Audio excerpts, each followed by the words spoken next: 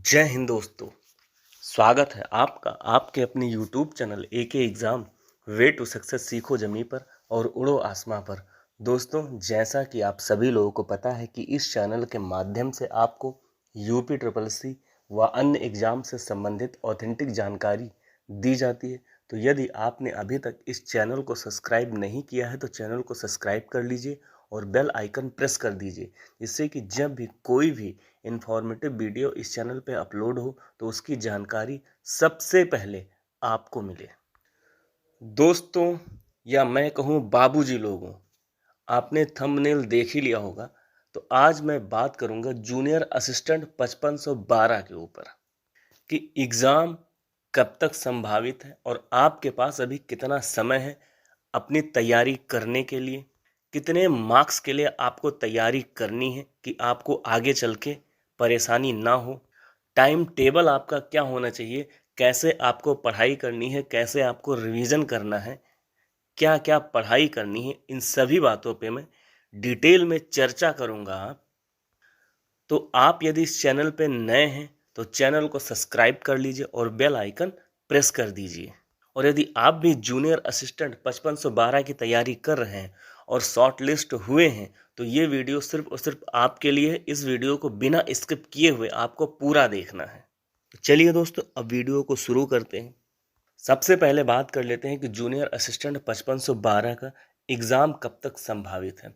तो दोस्तों, इसका एग्ज़ाम लगभग आप मान के चलिएगा अगस्त में। अपने पुराने वीडियो में भी मैंने बता रखा है कि इसका एग्ज़ाम लगभग अगस्त मान के चलिएगा, इससे पहले संभावना नहीं बन रही है।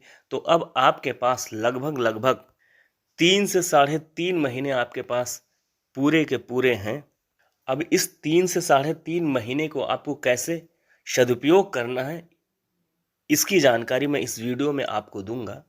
तो दोस्तों, सबसे पहले आपको एक टारगेट फिक्स कर लेना है कि आपको कितने नंबर के लिए तैयारी करनी है।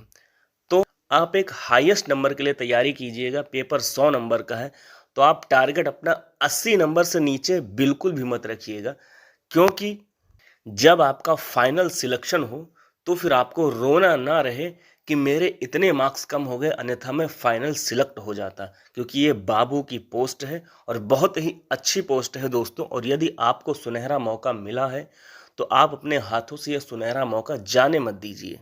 तो आपका टारगेट होना चाहिए 80 प्लस। इससे नीचे का यदि आपका टारगेट है तो बहुत मुश्किल है कि आप बाबू बन पाए, क्योंकि लगभग सभी लोगों को 5512 वैकेंसी के लिए मेंस देने का मौका मिला है। तो कंपटीशन तगड़ा है, इसलिए आपको अपना टारगेट हाईएस्ट लेके चलना है 80 प्लस। इससे नीचे बिल्कुल भी नहीं लेके चलना है। अब बात करते हैं कि आपको डेली कितने घंटे पढ़ाई करनी चाहिए इस बाबू की पोस्ट के लिए। तो दोस्तों, आपको पूरे के पूरे 24 घंटे मिलते हैं और आपको उन 24 घंटों में कम से कम 5 से 6 घंटे आपको निकालना पड़ेगा रेगुलर इस बाबू की पोस्ट को पाने के लिए। क्योंकि यदि आप डेली 5 से 6 घंटे नहीं पढ़ेंगे तो ये आपके लिए सफिशियंट नहीं रह पाएगा कि आप एग्ज़ाम में अच्छा प्रदर्शन कर पाएँ अपने।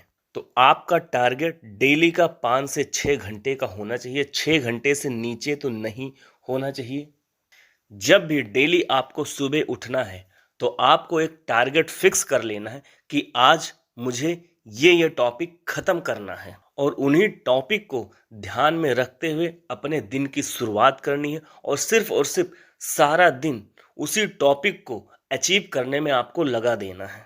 यकीन मानिए, जिस दिन से आप ऐसा करने लगे आपके अंदर खुद एक आत्मविश्वास पैदा हो जाएगा कि जी हाँ, मैं ये कर सकता हूँ और मैं ये एग्ज़ाम फोड़ सकता हूँ। फिर ये जूनियर असिस्टेंट 5512 का एग्ज़ाम नहीं, आप कोई भी एग्ज़ाम फोड़ सकते हैं।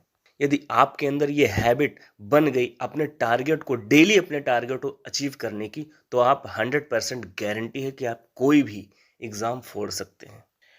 आप जितना डेली पढ़ें, ये आपका टारगेट होना चाहिए कि मैं जितना डेली पढ़ रहा हूँ 5 से 6 घंटे, उसका रिवीजन आपको ज़रूर से ज़रूर करना है। क्योंकि जब तक आप रिवीजन नहीं करेंगे, आप चाहे जितना पढ़ते जाएंगे आपके दिमाग में वो सेट नहीं होगा।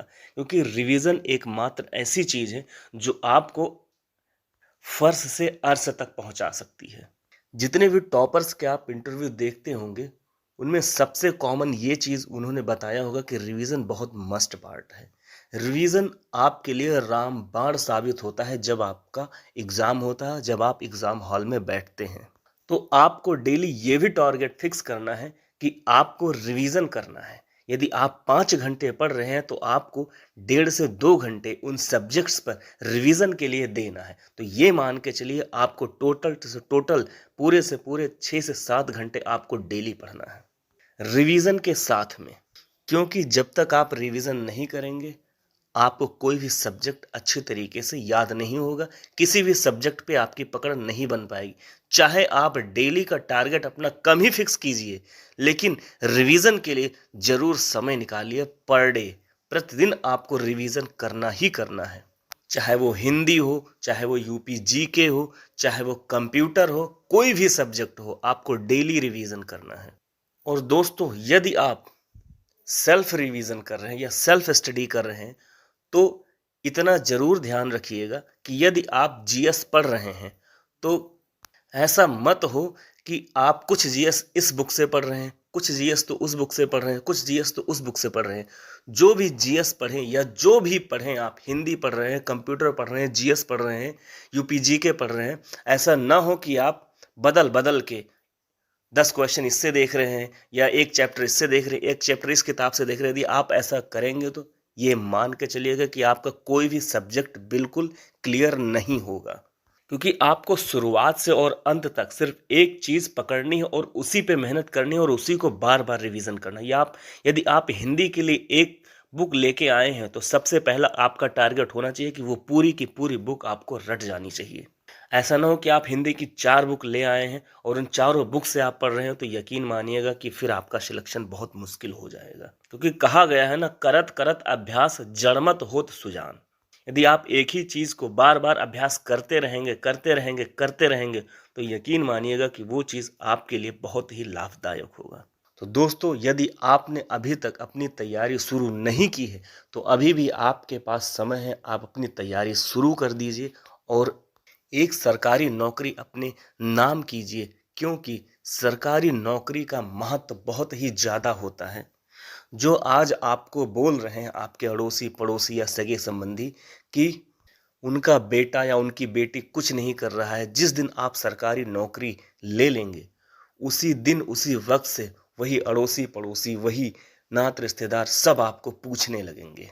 आपका सम्मान फर्श से अर्श तक पहुंच जाएगा। तो दोस्तों, ये बाबू की पोस्ट सिर्फ अपने माता पिता के लिए, ये बाबू की पोस्ट उनके लिए जो सिर्फ और सिर्फ आपको सपोर्ट करते हैं, आपको आगे बढ़ने के लिए। तो संकल्प कीजिए आज आप ये वीडियो देखने के बाद कि अब मैं डेली टारगेट बनाऊंगा और मैं डेली उस टारगेट को अचीव करने में अपना सारा समय लगा दूंगा। तो दोस्तों, ऐसे और वीडियो को पाने के लिए आप चैनल को सब्सक्राइब कर लीजिए और बेल आइकन प्रेस कर दीजिए। और हाँ, यदि ये वीडियो आपको पसंद आई तो वीडियो को लाइक और शेयर जरूर से जरूर कीजिएगा।